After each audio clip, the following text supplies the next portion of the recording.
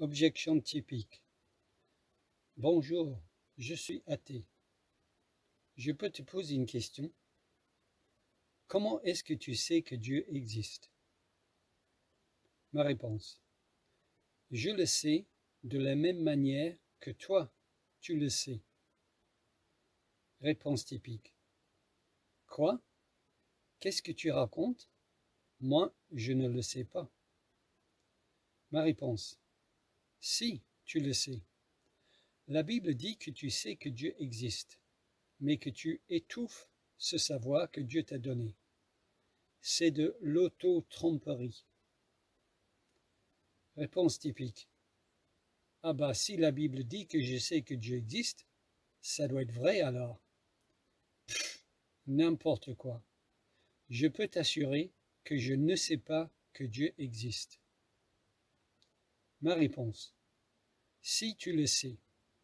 Chaque fois que tu ouvres la bouche pour parler, cela présuppose que tu crois que la vérité objective existe, l'accès à cette vérité, donc la connaissance est possible, la loi de non-contradiction existe et est nécessaire, la nature est uniforme, il est objectivement, moralement bien de dire des choses qui sont vraies, et il est possible de communiquer entre êtres indépendants.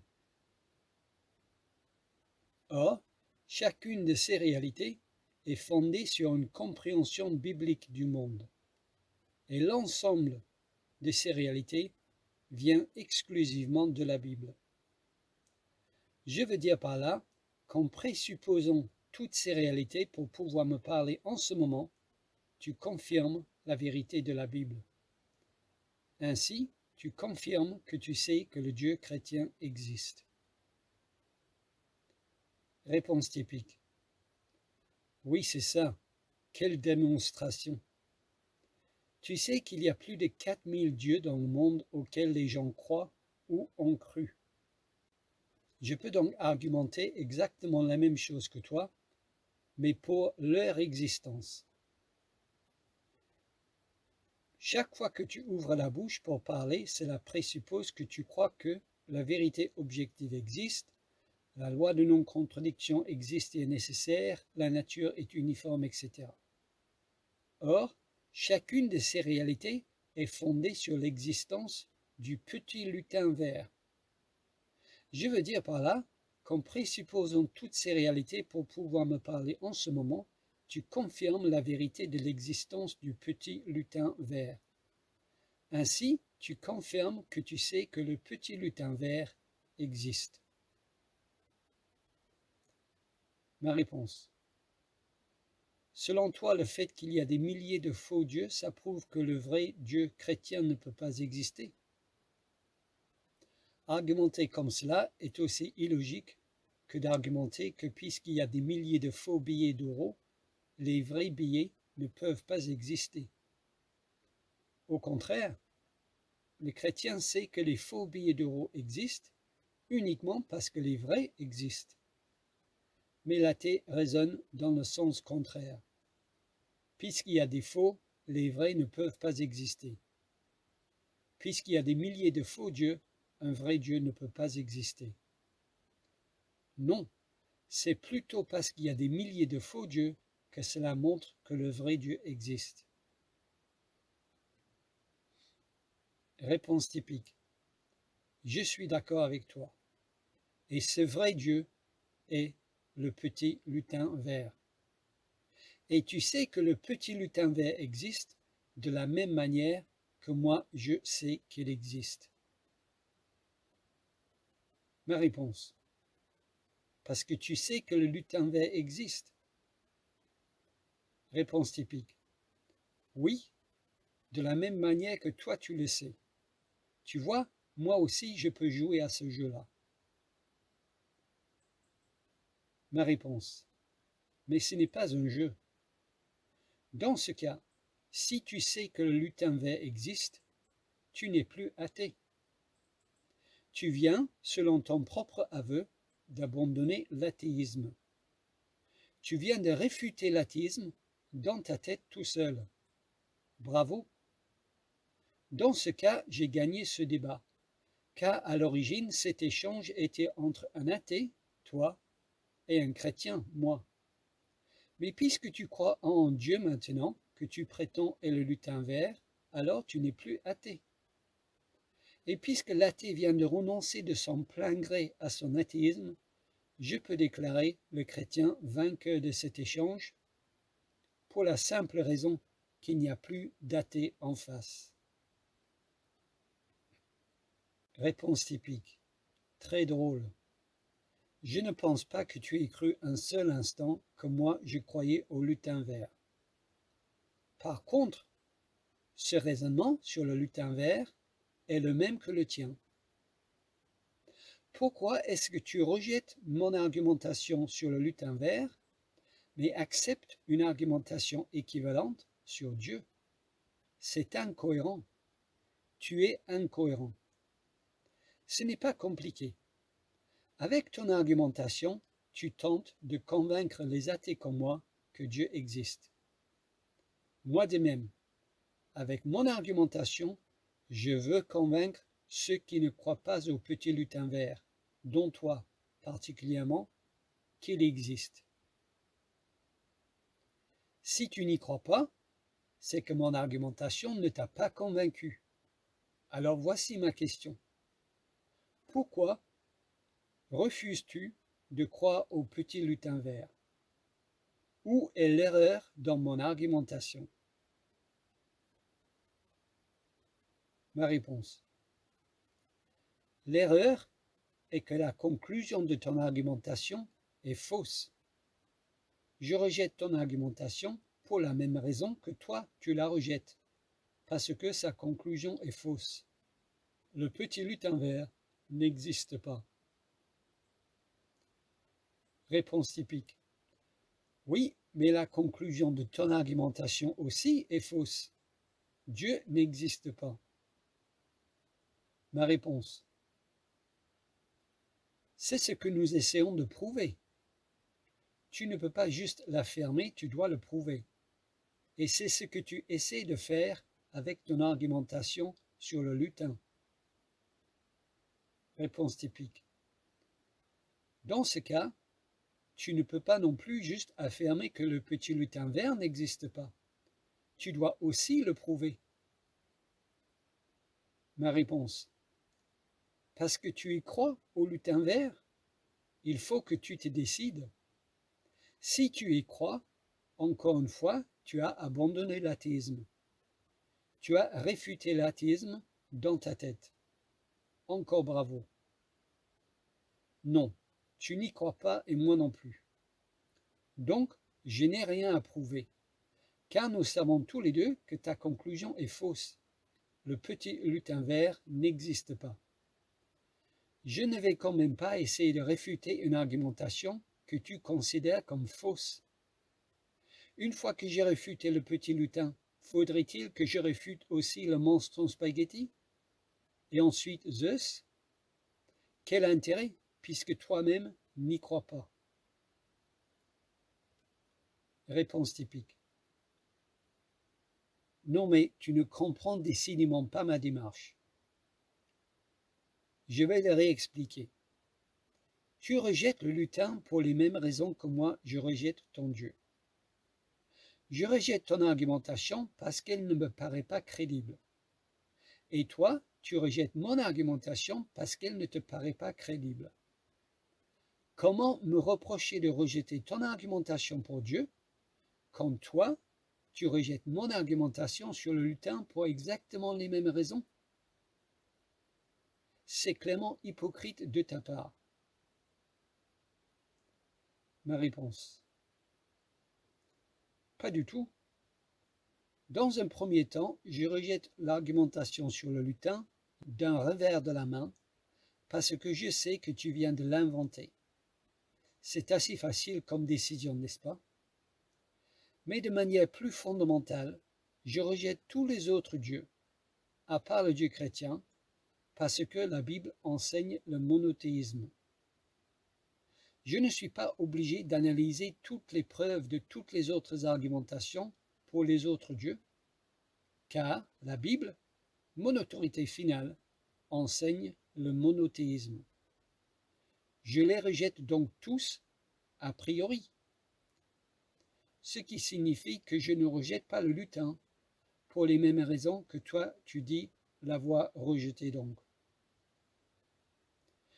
Toi, tu es censé, même si tu ne le fais pas, tu es censé enquêter de manière scientifique sur chaque affirmation de chaque dieu pour voir si tu peux les réfuter. Et puisque tu as dit toi-même qu'il y a plus de 4000 dieux dans le monde auxquels les gens croient ou ont cru, cette méthodologie prendrait plus d'une vie. Donc, tu n'enquêtes pas de manière scientifique sur chaque affirmation de chaque dieu pour voir si tu peux les réfuter. Par paresse, je pense. Mais tu les rejettes tous quand même, sans avoir analysé chaque preuve. Je pense qu'il est clair que l'hypocrite, ce n'est pas moi. Réponse typique. Non, mais d'autres scientifiques l'ont fait. Alors, je n'ai pas besoin, moi, de le faire pour chaque dieu. Ma réponse. Et tu les as lus, toutes leurs publications? Si oui, alors toi aussi, sur l'existence de Dieu, tu as une autorité finale, comme moi. Réponse typique. Bon, revenons à mon argumentation. Aucun de nous croyons au petit lutin vert. Mais je ne sais pas ce que tu peux reprocher à mon argumentation sans admettre que ta propre argumentation n'est pas valide. Si tu dis que la mienne n'est pas valide, tu dois dire que la tienne n'est pas valide. Car mon argumentation, à un détail près, est exactement la même que la tienne. Ma réponse. Ne confondons pas tout. Ton argumentation peut être valide, mais la conclusion être fausse. D'ailleurs, c'est le cas. Ton argumentation sur le lutin est valide ou logique. La conclusion suit nécessairement à partir des prémices. Mais puisque la prémisse est fausse, alors la conclusion est fausse. Je ne reproche pas à ton argumentation d'être invalide ou illogique, je lui reproche d'avoir une conclusion qui n'est pas vraie. Réponse typique. Mais mon argumentation est tout simplement une argumentation ad hominem. Et tu ne peux pas rejeter une argumentation ad hominem, car j'ai vu dans une de tes vidéos que Jésus dans la Bible utilise une argumentation ad hominem, à moins que tu sois plus intelligent que Jésus. Ma réponse. C'est vrai que Jésus les utilise, et je ne suis pas plus intelligent que lui. Mais l'argumentation sur le lutin n'est pas une argumentation ad hominem. Réponse typique. Mais si, tu as dit toi-même que mon argumentation est valide avec une conclusion qui est fausse. Et une argumentation ad hominem consiste à proposer une argumentation valide avec une conclusion qui est fausse. Ma réponse. Certes, mais quand je dis une conclusion qui est fausse, j'entends une conclusion qui est fausse pour les deux parties, pour et contre. Les deux parties considèrent que la conclusion est fausse. Ceci est le cas avec la conclusion sur l'existence du lutin vert. Toi et moi savons, tous les deux, qu'elle est fausse, la conclusion est fausse. Mais cela n'est pas le cas avec une argumentation ad hominem. Réponse typique. Mais quand Jésus dit aux pharisiens « les bien portants n'ont pas besoin de médecin », Jésus ne croit pas que les pharisiens sont bien portants spirituellement. Son argumentation est donc valide, mais il croit que sa conclusion est fausse. Les pharisiens ne sont pas bien portants. C'est une argumentation ad hominem. Ma réponse. Oui, sauf que les pharisiens, eux, croient qu'ils sont bien portants spirituellement. Jésus ne le croit pas, je suis d'accord, mais les pharisiens le croient. Ils croient qu'ils sont bien portants. Les deux parties ne considèrent donc pas que la conclusion est fausse. Jésus seul la considère comme fausse, et il prend leur fausse position pour la réfuter. Pour être très clair, celui qui propose une argumentation ad hominem raisonne ainsi. Mon argumentation est valide, et même si je crois que sa conclusion est fausse, la partie adverse croit que sa conclusion est vraie. Par contre, concernant l'argumentation sur le lutin, ni toi, ni moi ne croyons que sa conclusion est vraie. Ce n'est donc pas une argumentation ad hominem, car ni toi, ni moi ne croyons que le lutin existe. Donc, ton argumentation sur le lutin n'est pas une argumentation ad hominem. Moi, je n'y crois pas au lutin. Donc, pour être très clair sur ce que nous postulons, moi, j'argumente que Dieu existe, et toi, tu argumentes que le lutin existe. Nous sommes d'accord tous les deux pour dire que nos deux argumentations sont valides ou logiques. Nous sommes d'accord pour dire que nos deux argumentations sont logiques, et nous sommes d'accord tous les deux pour dire que ta conclusion n'est pas vraie. Nous sommes d'accord tous les deux pour dire que ta conclusion n'est pas vraie, le lutin n'existe pas. Par contre, ce n'est pas le cas pour mon argumentation sur Dieu. Toi, tu crois que c'est faux, mais moi, je crois que c'est vrai. Réponse typique. Sauf que mon argumentation sur le lutin prouve que la tienne n'est pas vraie. Ma réponse. Oui, je comprends ta position. Mais pour que ton argumentation sur le lutin réfute la mienne, elle doit être capable de réfuter une argumentation qui a une conclusion que je considère comme vraie. Réponse typique. C'est le cas, puisqu'elle refute ton argumentation sur Dieu que tu considères comme vraie. Ma réponse. Je dois dire que je considère le fait que tu penses que ton argumentation réussit à prouver quoi que ce soit est hallucinant. Et le fait que tu sembles croire qu'elle est une de tes meilleures argumentations ne fait que montrer à quel point ta position est faible. Étant donné le fait que tu reconnais que la conclusion de ton argumentation sur le lutin est fausse, mais que tu la présentes comme une bonne argumentation contre la mienne, peux-tu me dire ce que tu penses qu'une argumentation valide avec une conclusion qui est fausse prouve vraiment? Penses-tu qu'une argumentation avec une conclusion fausse puisse prouver quoi que ce soit? Réponse typique. Eh bien oui, je te l'ai déjà dit, elle prouve que la tienne est fausse aussi. Ma réponse.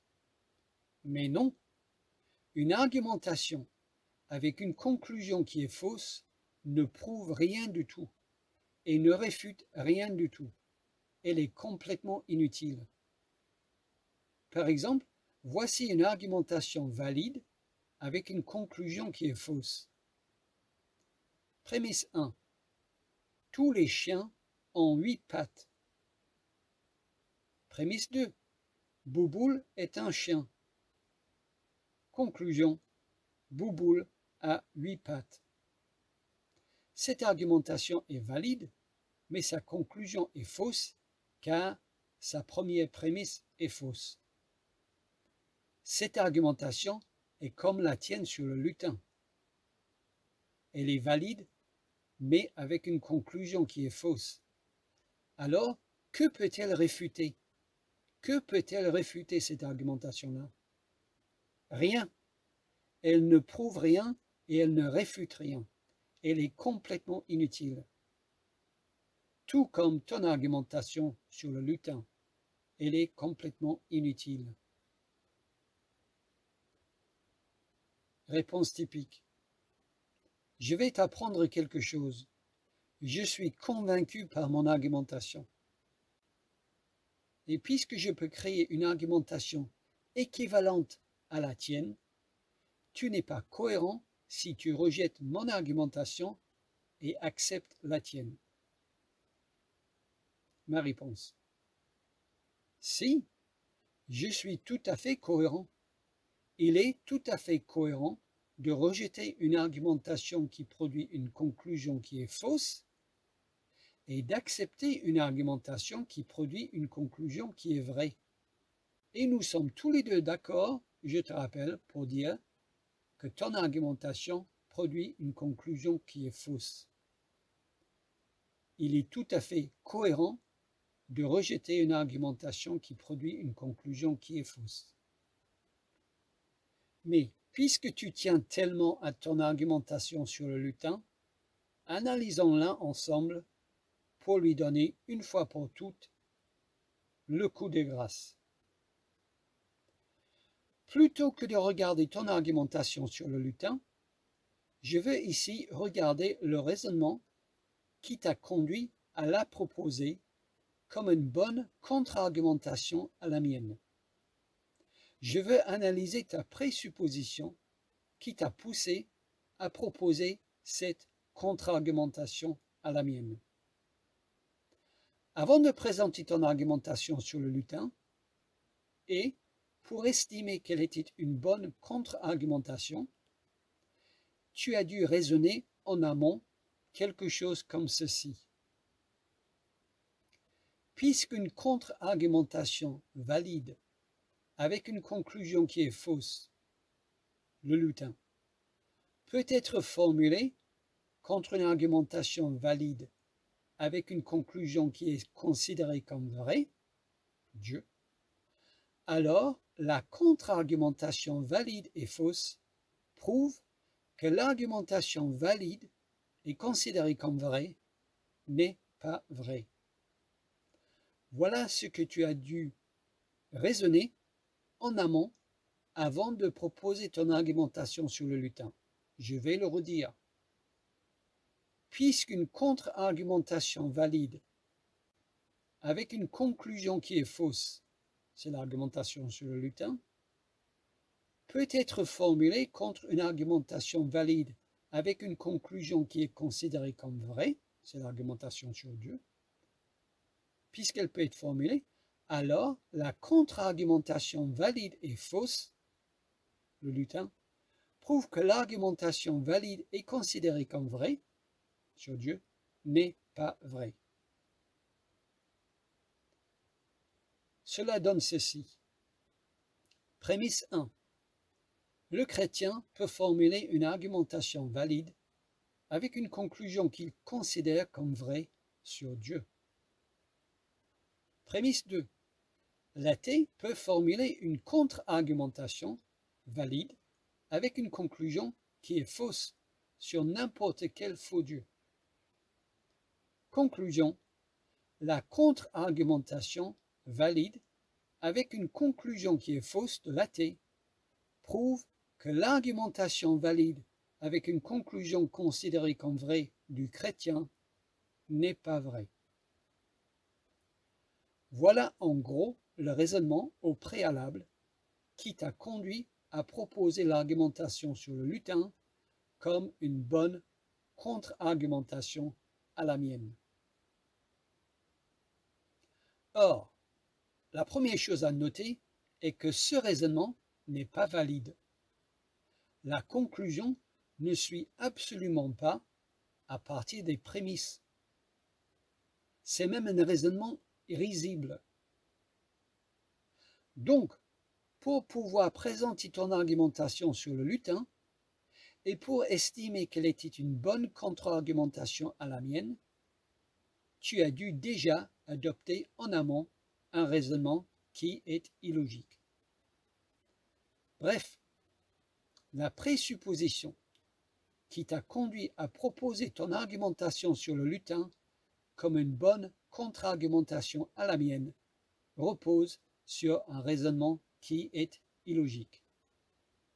Bravo, tu peux être fier de toi. Mais tes problèmes ne s'arrêtent pas là. Non seulement ta présupposition qui t'a conduit à proposer ta contre-argumentation est un raisonnement illogique, mais aussi ce raisonnement illogique produit une conclusion qui se réfute toute seule. Comme nous le voyons dans ton raisonnement, pour que tu penses que ton argumentation sur le lutin réfute mon argumentation sur Dieu, tu dois avoir déjà conclu en amont qu'une contre-argumentation valide avec une conclusion qui est fausse prouve qu'une argumentation valide avec une conclusion considérée comme vraie n'est pas vraie. Voilà ta présupposition. Voilà ce que tu dois avoir déjà conclu en amont pour proposer ton argumentation sur le lutin comme une bonne contre-argumentation. Toute ta preuve dépend de la vérité de cette conclusion en amont. Toute ta preuve. C'est ta présupposition nécessaire, ta précondition nécessaire pour pouvoir proposer ton argumentation sur le lutin comme une bonne contre-argumentation.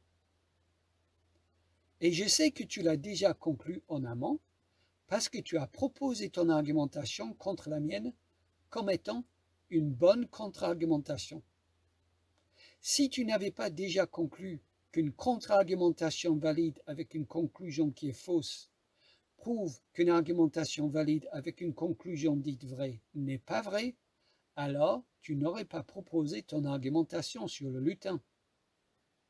Mais tu l'as fait, ce qui prouve que tu as déjà conclu, sans le dire, qu'une contre-argumentation valide avec une conclusion qui est fausse prouve qu'une argumentation valide avec une conclusion qui est considérée comme vraie n'est pas vraie. Dans ce cas, cette conclusion-là, la conclusion qu'une contre-argumentation valide avec une conclusion qui est fausse prouve qu'une argumentation valide avec une conclusion considérée comme vraie n'est pas vraie, cette conclusion-là n'est pas vraie, car je peux formuler une contre-argumentation valide avec une conclusion qui est fausse contre elle. Ce raisonnement même, sur lequel dépend toute ton argumentation sur le lutin, n'a pas une conclusion qui est vraie, car je peux formuler une contre-argumentation avec une conclusion qui est fausse contre elle. Il en résulte donc que ta présupposition qui t'a conduit à proposer ton argumentation sur le lutin comme une bonne contre-argumentation à la mienne se réfute toute seule. Donc ton argumentation sur le lutin ne peut pas réfuter la mienne, car le raisonnement sur lequel elle est fondée se réfute tout seul. Réponse typique. Mais tu tords mes propos. Tu tords mes propos. Je ne cherche pas à réfuter ton argumentation. Mon argumentation consiste tout simplement à montrer qu'il y a une faille dans ton argumentation. C'est tout. Je ne dis pas que l'argumentation sur le lutin réfute ton argumentation sur Dieu.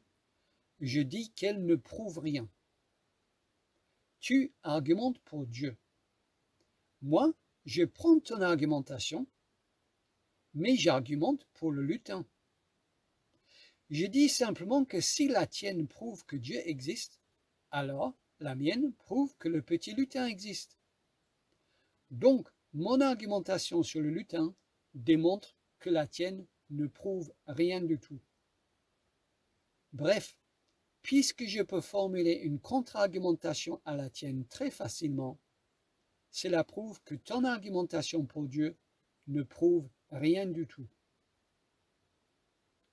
Ma réponse: mais tu t'écoutes quand tu parles? Est-ce que tu t'écoutes quand tu parles?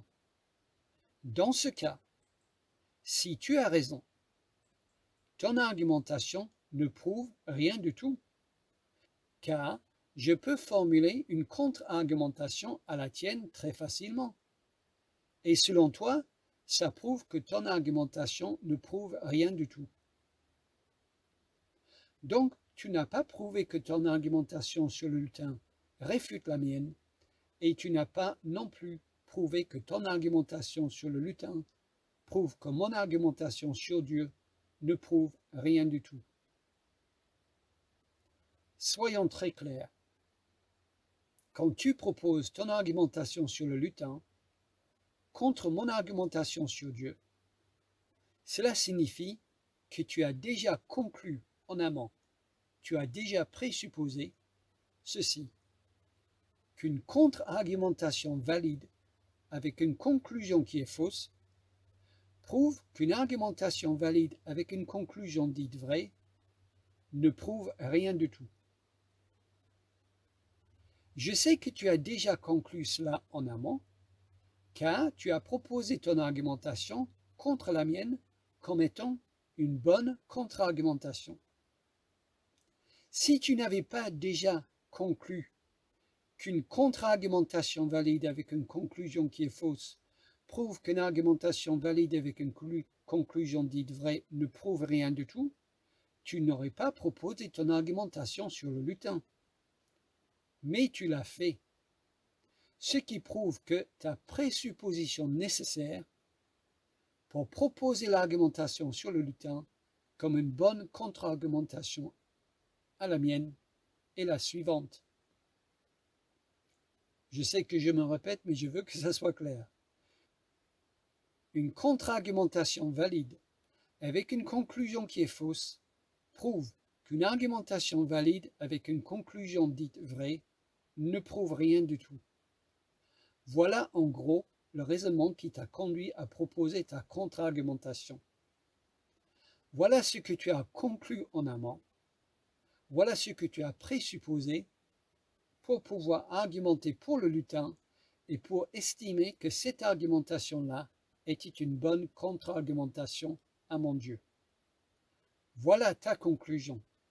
Une contre-argumentation valide avec une conclusion qui est fausse prouve qu'une argumentation valide avec une conclusion dite vraie ne prouve rien du tout.